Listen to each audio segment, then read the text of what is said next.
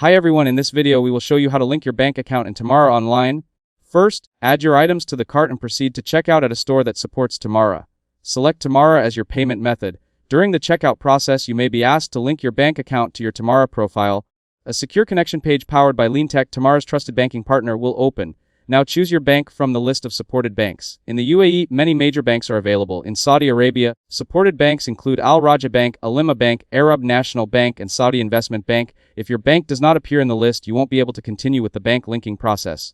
After selecting your bank, enter your online banking username and password. Make sure you enter the same credentials you normally use to access your bank's online banking services. Next, your bank may send a one-time password to your registered mobile number or banking app. Enter the OTP in the verification field and continue. Wait a few moments while your information is securely verified. Once the verification is successful, your bank account will be linked to your Tamara profile. You can then return to the checkout process and complete your purchase using Tamara. Your banking information is handled through secure encrypted connections and processed according to industry security and privacy standards.